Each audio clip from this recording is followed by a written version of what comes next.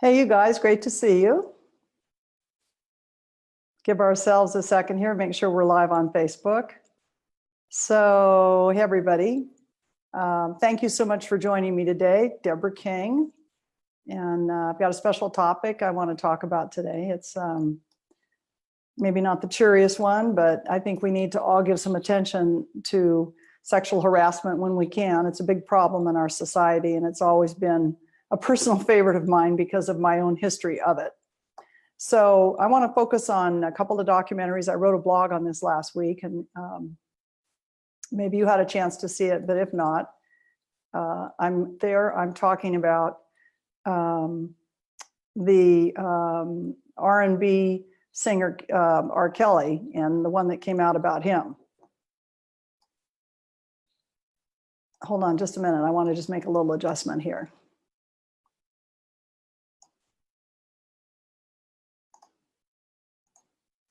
There we go.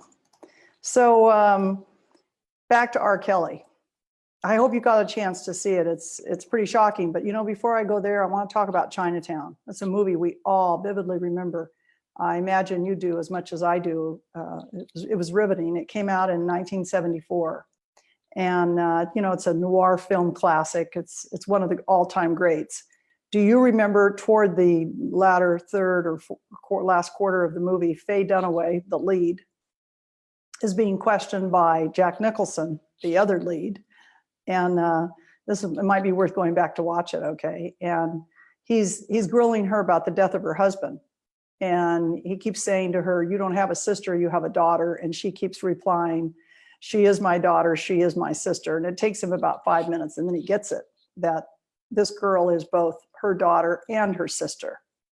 And of course, he's shocked, but in fact, it goes on all the time. And it was hard for me to watch as a one who experienced incest myself in the exact same way. It was the first time I'd ever seen it revealed publicly that way. So flash forward, 45 years since Chinatown to today, where we have the Me Too era, and people are really coming out and telling their stories and telling their truth, and I applaud everyone. I'm so excited for this freshness and openness in our society, and everyone's beginning to understand that when young girls are abused by R. Kelly and young boys by Michael Jackson, that's the other documentary, they don't recover. This is a pivotal moment in their lives where their lives take a big left turn and they may never make it back. And the media is finally telling their story. Now, I did a special just like this one here on Facebook back, I think in March, on the Michael Jackson story. And you can find it at on my website at deborahking.com/Neverland. You can find that one there if you'd like to hear all about that documentary. And I urge you to see both of these, the R. Kelly one, as well as the Michael Jackson one, because we just need to bring this out of the dirt and out of the closet and just right into mainstream discussion, just like we're having right now. And I'll have a panel on here in a little bit, and we'll kick some ideas around about what we can do about sexual assault in all of its forms. So let me tell you more about the documentary Surviving R. Kelly. It's a bombshell, okay? It's in 6 parts. It starts off taking you through his childhood, where clearly he was sexually abused. The whole family talks about it, but no one will name the abuser, except that it's a woman. It's unusual, but it does happen. Focuses on how he can't read or write, but his incredible, unstoppable music talent. I mean, the guy has an amazing gift. His life is probably over at this point, but more on that in a minute. So you will be just revolted by how R. Kelly is able to hide in plain sight. Like these other powerful celebrities, he's just able to proceed with his horrible criminal behavior with a lot of help from his team, and just get away with it. And his domination of underage girls is it just keeps escalating. Okay, he starts and he can't stop himself. You know, it's becomes quite an addiction. And then there's a sex tape scandal. You would think that it would have ended his career, because in the sex tape, he is seen having sex with an underage girl. He videos all of his own behavior and urinating in her mouth. She's 14 years old. I mean, just think about how unspeakably degrading that is. And so that's his thing. He wants to dominate, control, and degrade women. Go figure. And it's amazing, but he actually beat the charges against him, even though that sex tape was widely distributed, first in Chicago, then it got online. That's his home. Then it got online, and everybody in the country has seen it. It's unspeakably awful. And the only thing they charged him with was child pornography, because they thought that was a charge they could make stick, but not the jury. Nope. The jury came back with whitewashed him and lily white, and the charges were dismissed. And the documentary interviews one juror. He's white, he's middle-aged, and when asked why he acquitted R. Kelly, he said, "How could you believe those black girls, the way they were dressed?" So that explains the jury. He also, married a victim, one of his victims, when she was only, as I recall, 15, complete control over her life, and then she dies young. So, it's just a real sad story. So the R. Kelly, it's called Surviving R. Kelly. It opened in January on Lifetime, and there was so much hue and cry about the horrors of his behavior that he was charged with 10 counts of aggravated criminal sexual assault. His record label dropped him at that point. So this is just, 9 months ago. And they began this criminal investigation. Now, the whole series has just been released in the last 2 weeks on Netflix. Again, I urge you to see it. And it's exploding into public consciousness. It's like a mega explosion. And now, of course, there's new allegations. More women have come forward. So where is he? I'm sure you want to know, so you feel safe at night. He is behind bars. He's in a federal detention center in Chicago. He's been there since July, because there are now 4 states and 3 different, there are 4 sets of charges in 3 different jurisdictions, 3 different states. And of course, he's a flight risk, so he's been denied bail. Boy, all I can say is, R. Kelly, it's about time. I'm going to completely ignore the negative backlash. There was plenty of it with the Michael Jackson tapes, where, oh, he can't possibly be guilty. Look what an amazing musician he is. You must learn to separate someone's gift from the rest of them. They have a personality, and they may have horrible proclivities and commit unspeakable acts and still have amazing artistic gifts. That's how it works. And so I find the women in the Surviving R. Kelly documentary extremely believable, just as I did those poor little boys in the Michael Jackson one. It's called Leaving Neverland. I really encourage you to see both of these. And there were 26 million viewers of the Surviving R. Kelly right at the first of the year, just in January, and they all went on a rampage. They started picketing outside his Chicago studio, and they picketed every remaining concert he had until they had to cancel him. And then he got arrested and thrown in the clinker in Chicago. Now, let me tell you what else happened, because this is really interesting. During the airing in January of the documentary, there was a 27% increase in calls to our United States National Sexual Assault Hotline. If that isn't impressive, it's so hard to speak up. Let me tell you how hard it is. And let's face it, sexual assault is not, it's not owned by celebrities. They're not the only ones that behave this way. And we ought to automatically think about people like Bill Cosby, and I could go on about celebrities. And I'm sure you could name dozens yourself, but every day they're ordinary folks just like you and me. It happens to them personally. Maybe it happened to you as it did to me. Maybe it happens to your children or your niece or nephew or your grandchild or your brother's kids. Can happen anywhere. And people need to recognize it can be a trusted relative. It usually is, by the way, someone you know. It can be your boss. It could be your priest. It could be your child's coach. Speaking of, you might want to watch At the Heart of Gold, another HBO documentary that's takes you inside the USA gymnastics scandal. I mean, it's like I do believe the elephant is out of the living room on this one. So just this past week, we have been treated to the scum behavior of our newest Supreme Court justice. This is just so shocking. He has a predilection for taking his penis out and sticking it in women's faces when he's had a couple of drinks.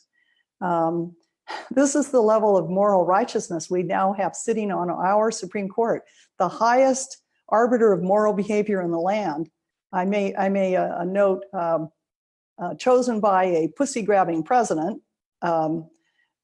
So please stand up and be counted and think hard here as you select your own behavior and the people that you choose to represent you, because our moral standards are tanking at the moment. They're really tanking. Now, I want you to know there's celebrities all around the globe that have been standing up and apologizing for working with R. Kelly as well as Michael Jackson.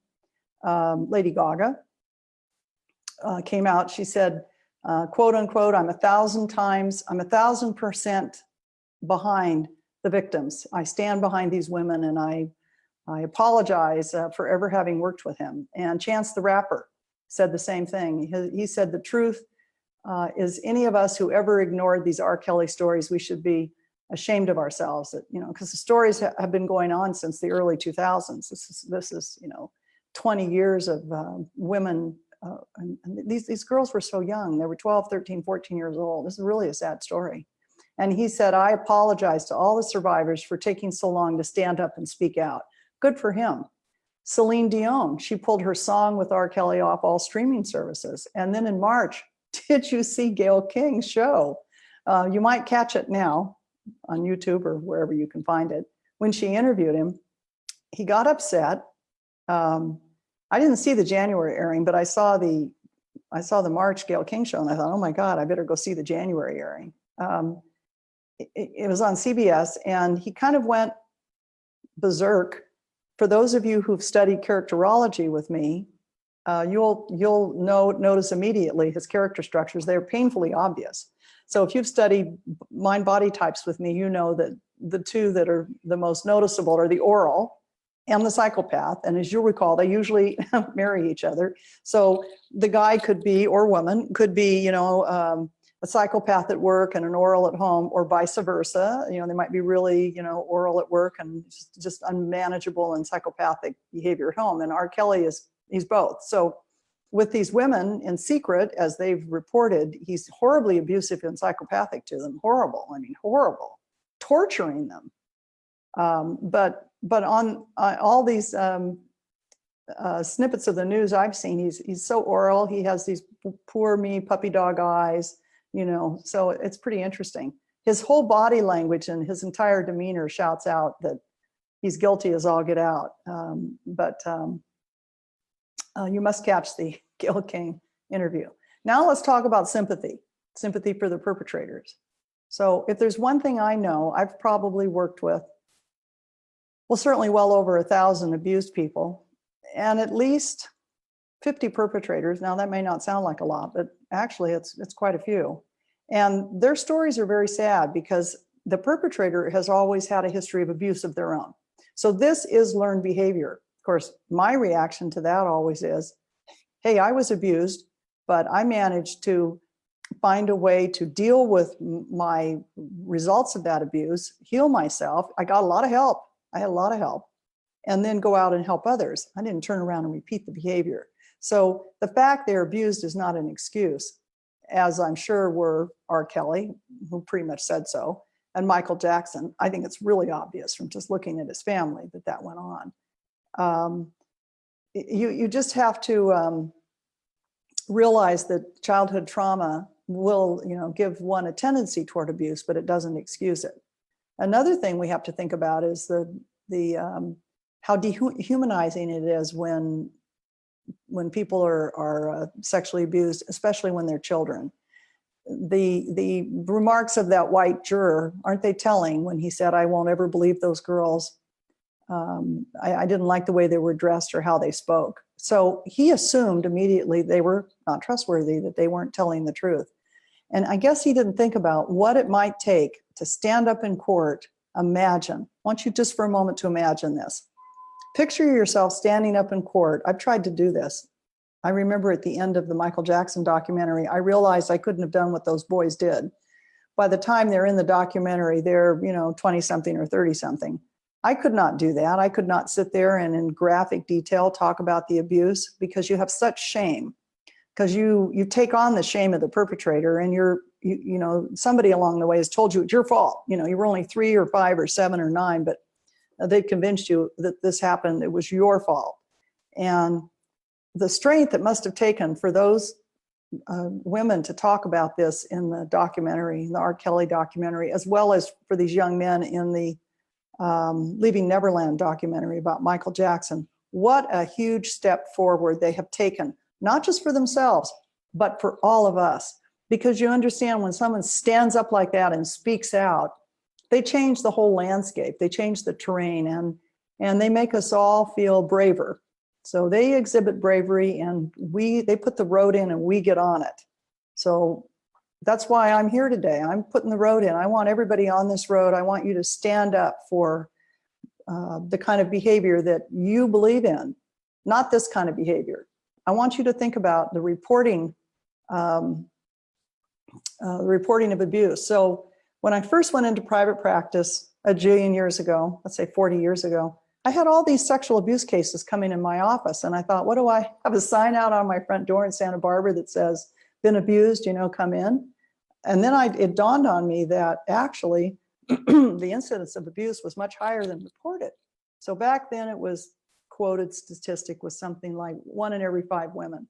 Well, the real truth, it's probably 1 in every 2. Statistically right now, it's 1 in every 3 women and 1 in every 5 men. My guess is just, divide by 2 and you'll get a real number. And then out of the few that report, I've never known anyone who reported. I've never known anyone. And I'm in this is like a major part of what I do. I've never known anyone who reported it, including myself. But of the few who report it, 95% walk free, perpetrators walk free. It's so hard to prove. It's the he said, she said, and then the she is always blamed, always. So look what happened to Christine Blasey Ford. I found her very credible. I would like to ask you how you felt about it, but I found her totally believable, and she just got trashed and just run over. What a horrible experience. So one of the things that you'll hear about is that, oh, well, we can't believe her story because she stayed with him for so long. And you'll see a lot of these girls in Surviving R. Kelly, they stay a long time. In fact, there's one girl who escaped and then went back. It'll just be heartbreaking when you see that. And let me tell you why they stay. Well, first of all, they're completely dominated. They lose their own ability to form a coherent thought. I know what it's like. It's the Stockholm syndrome. And I remember it affecting myself. What happens is you become so dominated by the perpetrator that you begin to think their thoughts. They can convince you black as white. I was convinced that it was all my mother's fault. My father convinced me it was all my mother's fault that that he had this problem, and that I should feel terribly sorry for him. Well, this is classic. So you'll see these girls in R. Kelly telling their story, and you'll realize that this has a lot to do with it. Some stay because they're afraid to leave. You'll see that in the R. Kelly story. Some stay because they don't want to hurt Michael Jackson. You'll hear those boys talk about how much they loved him. They thought he loved them. They couldn't bear to hurt him, so they don't leave. They stay because they're embarrassed, they're ashamed. It's usually not about money. Money is all we have. Money is all we offer people in this situation to try to make them whole. So, of course, when they finally come into their own self-esteem to some degree, that's the first thing that one thinks of, because that's the only avenue we're given. We're not allowed to shoot people. So that's the only avenue we're given, for retribution. And so there is talk always, of money, but that's not the reason. That's not why they that's not why they stay or don't stay. And another thing about R. Kelly I noticed, as with Michael Jackson, he keeps his abused separate. So they don't have you meet the other child or children or women. They make sure that you never talk to them so that you're very isolated. And if you actually hear the story of someone else, you'll be really surprised that it's like yours. You'll just be horrified.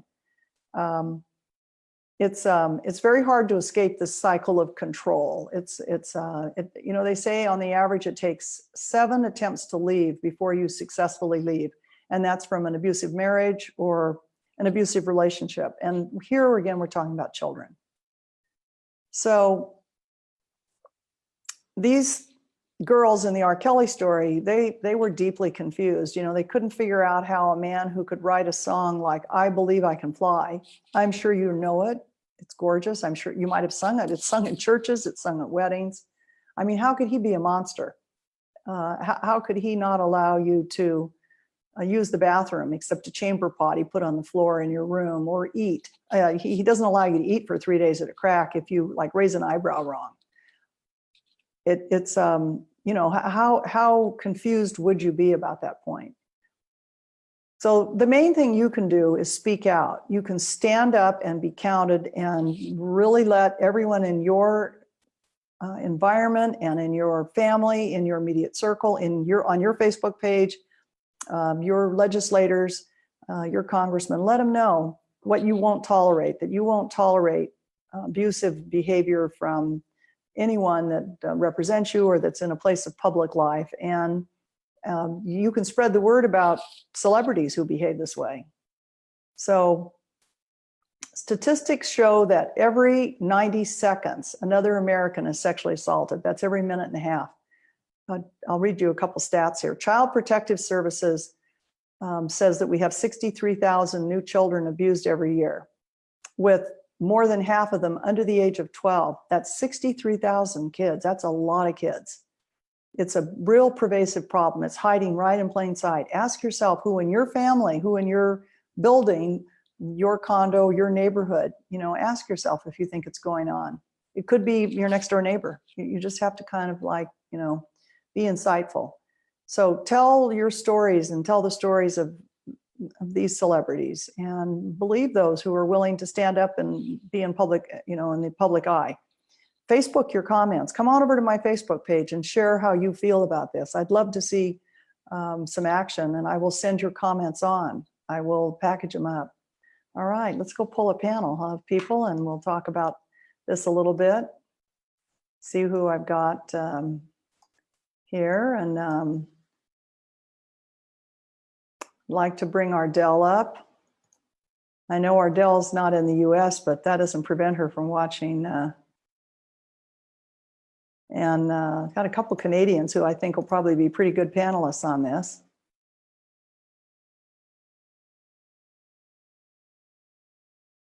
Hi, Ardell. Hi, Deborah.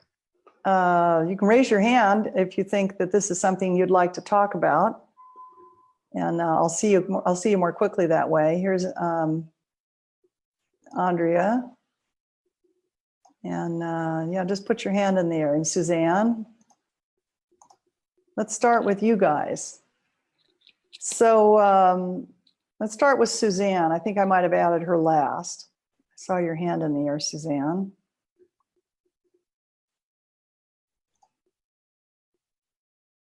Did I not get Suzanne? I thought I did. Let me go back and look. This program's a little bit tricky.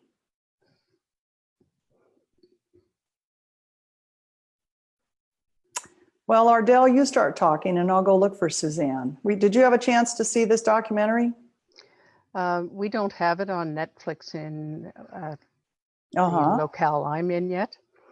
I read about the series and so on the best I could. You have a comment?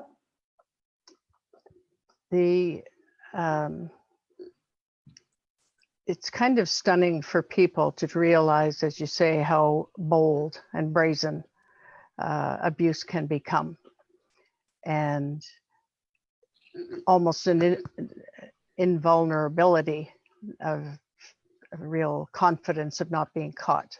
Mm-hmm.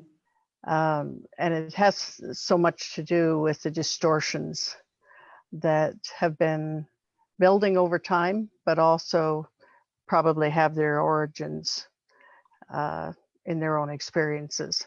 Uh-huh.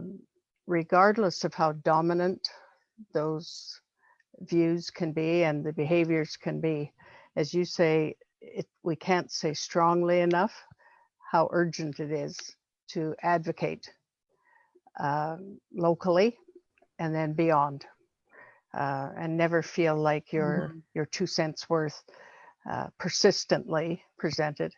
Well, let me ask you this. You spent your whole life in counseling high school age students, correct?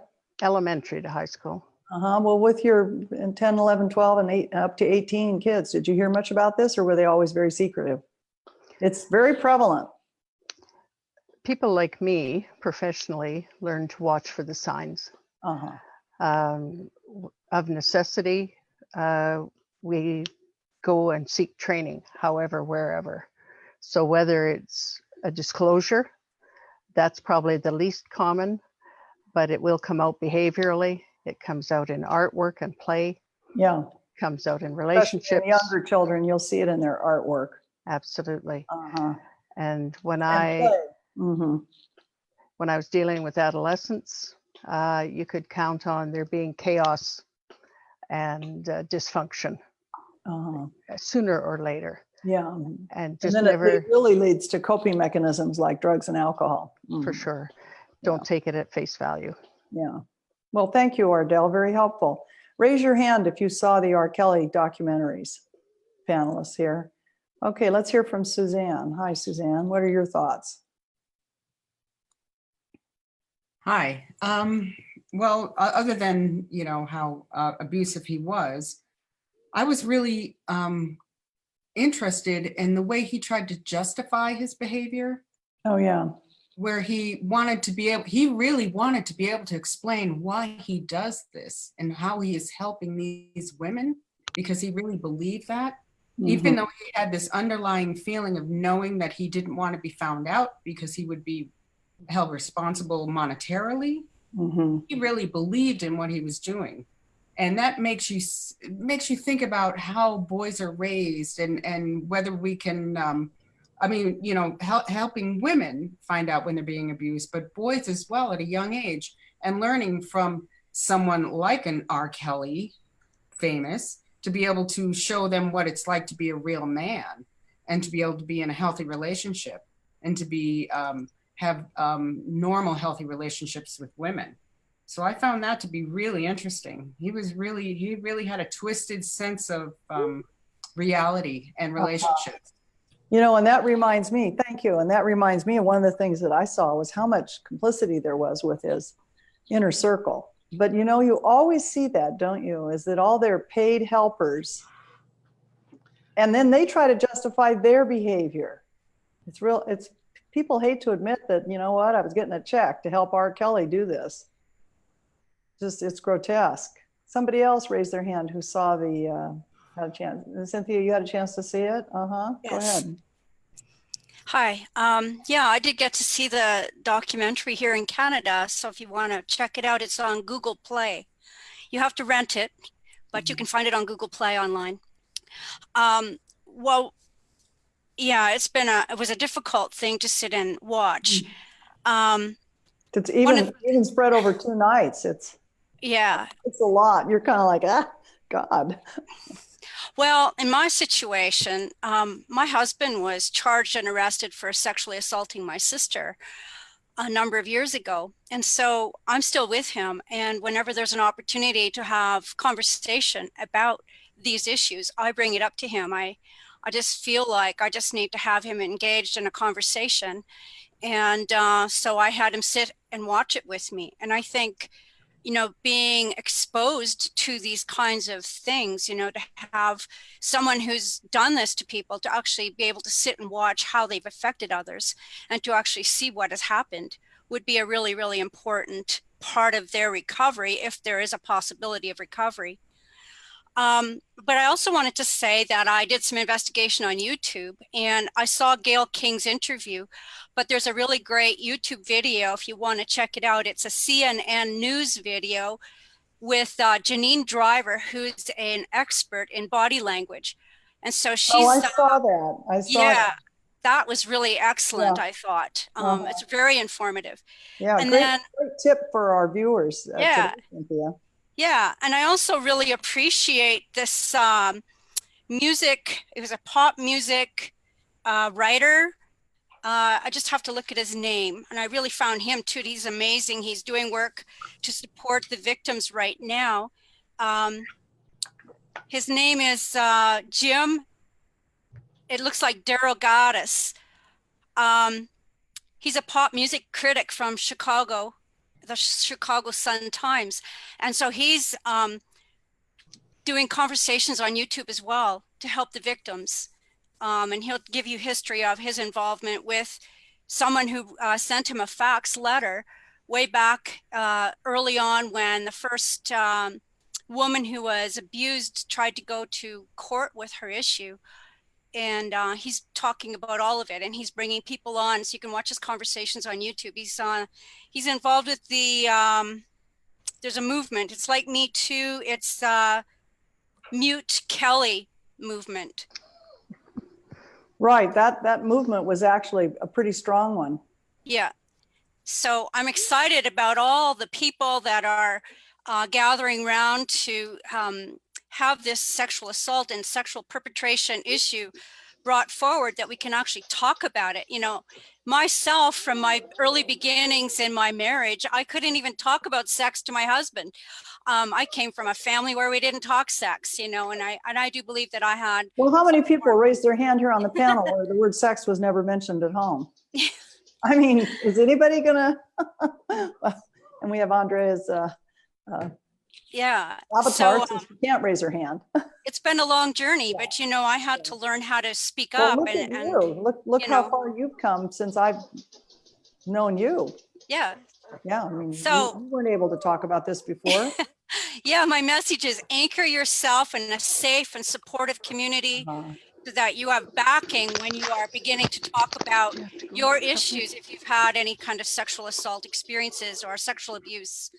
And I'm grateful to be part of this community because that's my anchor. And I just want to thank you very much. You mean our soul family? Yes, very much so. Yeah. I have to explain that a little bit because we're live on Facebook today, so they may not know what you mean. Oh, I'm sorry. Yeah, so she means the Deborah King soul family. Yeah. So yeah, great to have you, Cynthia, and I think you're going to be an amazing keynote speaker at our upcoming workshop in Ojai. By the way, that's at the end of October, you guys, and I actually think it's going to be just knock your socks off content because you have the most riveting story. Oh, great. Thank you. And you're going to change the world, and it's not going to be one person at a time. You're going to be changing the world with thousands of people at a time. Well, I feel very honored. Thank you so much. Yeah, no, it's all my honor to provide the platform for you. Okay, who else saw the thing? Who saw Mary, did you see it? Oh, let's hear from you. I did see it. Yeah, and you know, there were a couple of things that struck me. The idea of personal work, just that Cynthia made reference to it in your soul family and all the work we've done, how much deeper and better people we are. So I'm an artist, I'm a musician, and I was just blown away by R. Kelly's music and how good it was. I just thought to myself, I know, holy crap, by the time he really does do some personal work, if he does and can, and then is able to put out any music afterward, wow. But he's in such denial. Oh my God, I don't have a vision of him having this amazing recovery in the next year or two. Okay, it might take the rest of his life, and I hold that positive thought for him. But my God, he's starting at like -30 because he's so much in denial. Well, for years, I mean, the last 10 years that he did all this music, and he was right in the thick of it all. But he did it on purpose. You understand? He would say to himself, "I need to get a bang up record out right now before they come arrest me." Yeah, and he put it was a trade-off. It was a trade-off in his music. Yeah. Like yes, that was the other piece. It was a reflection. It was like art reflecting life, reflecting. Well, that was Ardell's comment, is that he probably has been acting out since he's been 4 or 5 years old and learning to express it, in his case, musically. Right. Yeah, expressing what happened to him, and then he turns around and repeats the behavior. That's the part I have trouble getting. Because again, I mean, I had the same experience he did. So I don't understand why there can't be a light bulb go off and think, gee, I wouldn't want to do that to somebody. That was pretty awful. Right. Mhm. Right. You know, I wonder, I thought about the whole cultural piece too, with the Black. him being Black, and then the Black women, and all of this, you know, perceived mistrust, like the one white Well, juror that spoke that you mentioned. keep And in mind his abuser, and again, this is alleged because he would never name her, but he said it was a Black woman. yes. He was a child. Yeah. I'm sure if we dug around and read enough about him, we'd find out who it is. It's either a mother or an aunt or something like that. But I keep thinking about why it went on so long without it being known. It's been in plain Might sight have been. for Mhm. like 30 years. Right. Everybody knew about it. The police knew about it. The prosecutors knew about it. The DA knew. All of his handlers knew. It's just common knowledge. But name any misbehaving celebrity right now, and you'll find that's the case. Yeah, I suppose It's with the not just their inner celebrities. circle; it's even their outer circle. Well, and the last piece that I love on the documentary, I don't want to give it all away. I like folks to see it, but the way that they went back and forth between the alleged victims and family and psychologists. There were several different Yeah, it's very psychologists interesting. that Mhm. where they just explained the whole thing. It was really well done. It's very educational. That's why I'm pulling out all the stops today and bringing us all together to talk about it, because I really want people to see it. We all Yeah. need to be educated about this. There's Yeah. much to learn, even for someone like me who not only endured it, but has worked in this field for, generations. It's still, I learned a lot from both this and the Michael Jackson documentary. I Yeah. really recommend both. Who else has actually seen the documentary? Andrea? Yeah, how about hearing from you? Yeah, I watched it and was so thankful that you're even promoting this, because it is such a widespread, your statistics are even more narrow than what I think people know about. I too was subjected to child pornography and some sex trafficking myself. And, when I went to counseling and you identify yourself as a victim, and I didn't want that identity, and I didn't want to be a survivor. And so I came because, there's the abusers, and I had multiple abusers, different kinds of abusers, from babysitters, male babysitters, a married couple who are babysitters. They come in all different places and times, and it's just so out there. We just, getting to the perpetrators to get them to stop. I had 3 girls, and I'm same with you, Deborah. It's like, we don't have to continue this. We don't have to keep going on. And, my book's about ready to be published, but I'm not promoting that. It's the saying that my mom says to me. She goes, "Oh, is this another Mommy Dearest?" And I said, "Mom, it's my experience."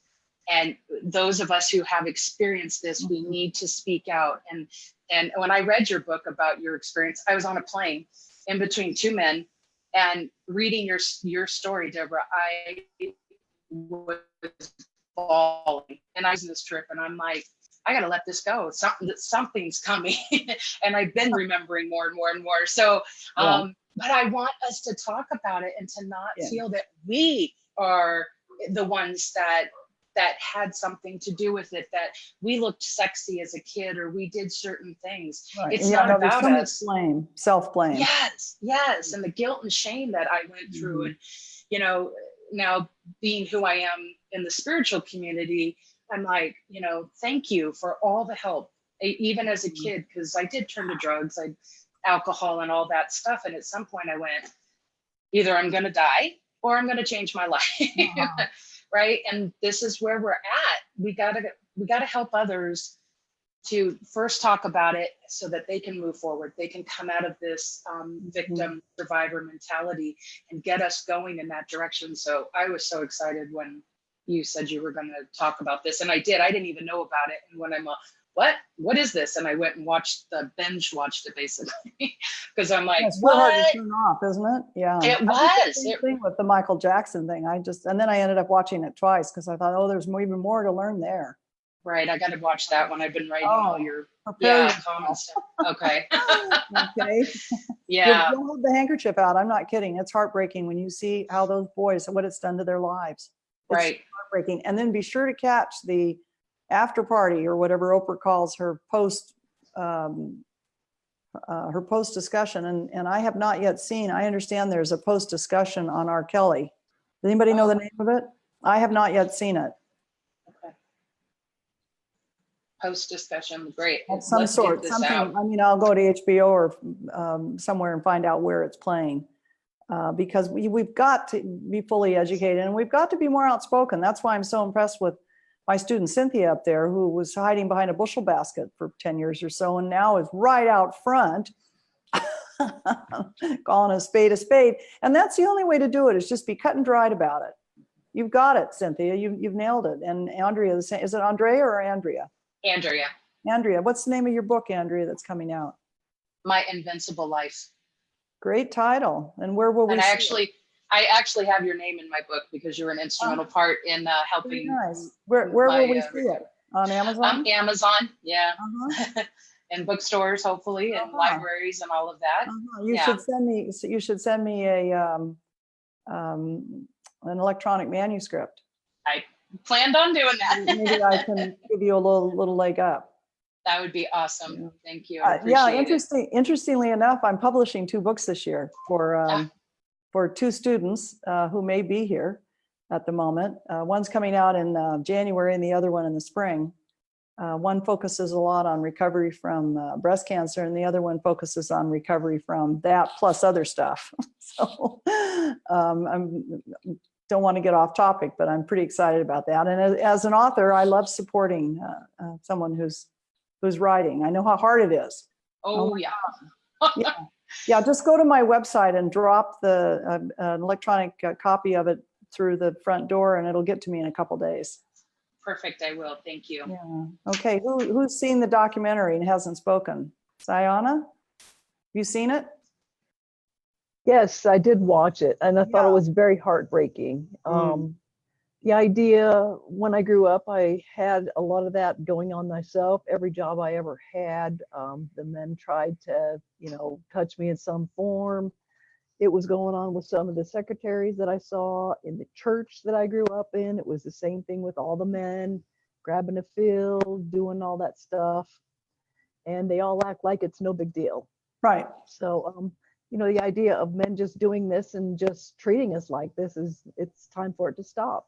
Yeah. That's why I was harping on, I'm sorry, what's the name of that Supreme Court justice? I find his behavior so reprehensible. Kavanaugh. That's why I keep harping on it, because it's just so upsetting to me that we actually have put someone in a position of moral responsibility that has that kind of behavior. It's not like I'm trying to have him go to jail or anything. I just don't want him on the bench. He's not appropriate. He's just not appropriate. Yeah, no, beyond. The idea also that the women become the people that caused it. That they asked for it in some form, they dressed provocative, they did something to deserve the behavior. Right. My mother actually convinced me of that. From the age of 3 on, she told me it was my fault. I've been told that as well. It's really sad. It's very pervasive. This is a very, very, very pervasive problem worldwide. We don't own it here in the U.S. Thank God. Well, thank you for your help and contributions, Sayana. Just want to go back and tell Andrea something kind of interesting. So thinking of reaching out to help a young author, just before my first book was picked up by a publisher, I self-published, and then I had Hay House reach out to me a couple of weeks later and say, we see your book out there, we'd like to buy it from you. And I was just in the process of sitting down in conversations with them, and I was on some kind of a little audio, it was before video, talk show, and Carolyn Meese heard me speak. You guys all know who she is, right? She reached out to me and offered, she said, send me your book. If I like it, I'll endorse it. And she did. Now that's that's the kind of thing that, you know, you remember and that you want to repeat yourself. Yeah. Okay, Nancy, how about you? Yeah, well, actually, I was thinking about women helping women and lifting Mhm. each other up, as you said that about Carolyn Meese. I didn't hear that story before. I love it. Yeah.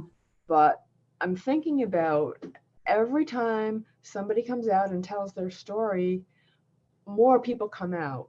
I Mhm. mean, when people knew about Bill Cosby for years and years and years and years, and when finally it reached a critical mass, and then more people started coming out, and more people started coming out. The same thing happened with Michael Jackson. I mean, and I mean, the same thing happened with Kavanaugh. I hate to say, and, you know, Christine Blasey Ford, and she said, I don't want him on the bench. I mean, it's very hard for me to talk about this. I'm feeling really vulnerable. I would so much believed her, Deborah. Oh, she was incredibly believable. Yeah. And she was so brave. You could tell that she was not having a good time And up guess there. what that's done to her life? How'd you like to be her and just try to go grocery shopping? Oh my God, After it's spending an such a entire lot. day on national TV, everybody's going to be pointing at you. Yeah, oh, there she is. Yeah, I know. I And mean, 46% of the country is going to hate you.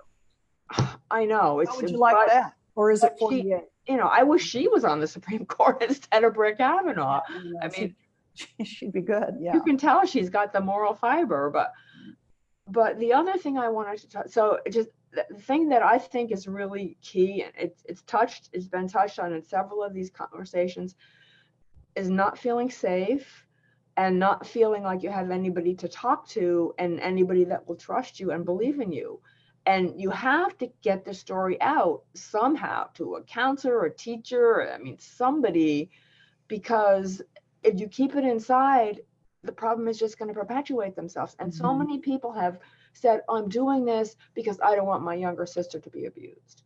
You know, I don't want him to abuse anybody else. And they're trying to protect everybody else. They got the hit, but they don't want to keep it a secret because that predator is still out there. And we need to talk to each other. And like Ardell said, you look for the signs. I mean, if there's a little kid that's always by herself and hunkering down and, you know, isn't washed, I mean, that's suspicious, you know, pay attention to that. And the other thing I wanted to mention is the damage that this does. I mean, men say, oh, well, you know, she was going to have sex anyway, so what if she had a little early? They totally don't get it. This completely destroys your sense of safety. That sex can be really joyous and partnered and like love. I mean, it's like your trust is gone. So it's like that's not, I mean, money can't fix that. You know? Yeah. So All right. Well, thank you, Nancy. Yeah. And Corey. Hi, Corey. You want to contribute to the conversation? Hi. Hi. Yes.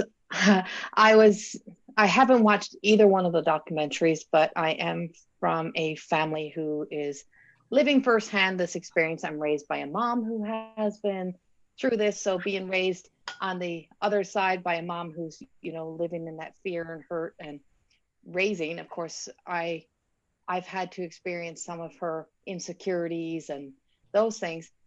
But we also had within our own family, when it came out, my own first cousin coming out with her story, and it was her dad who had raised her. And when she spoke up and she spoke out, to see how people were so quick to turn away from her, to shun her, to try to shut her up or make her just go away, and angry that she was speaking out and angry she was telling her story, and to find out how many years it went on. And she was so angry that no one was helping her, but she thought everybody would have known. And some people did, but you know, they pick up that rug and bury it underneath the rug. And it just amazed me as I was going through my process of bringing my work to life. She was also coming out on Facebook with her story. So when I was really her support and standing by her, to see how people really, our own family members start to kind of get angry at you and turn against you and just shut up, don't talk about it. Why are we having to bring this out? Why can't we just keep this quiet? And she never ever got her full end of her story. And she never will. No. And so it's always been that continual, but she, you know, she's taken it and turned it into keeping on her campaign, helping others, continuing her journey.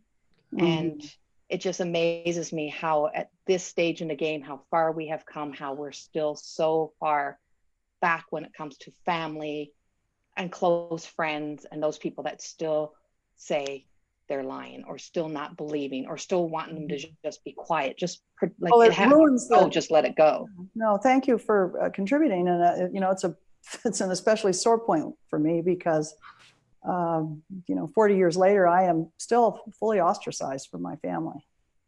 I'm not allowed to. No, I don't see my nieces, nephews, or family. So Yeah. yeah, they don't. It's a they sad don't- situation. They don't forget, then they don't forgive. You have sullied the most important thing they have, in their opinion, is what they thought was reputation. And Yes. yeah, and they don't get over it. No, exactly. Right. And that's Mhm. part of it that is kind of a big part of the challenge for the healing process. Yeah.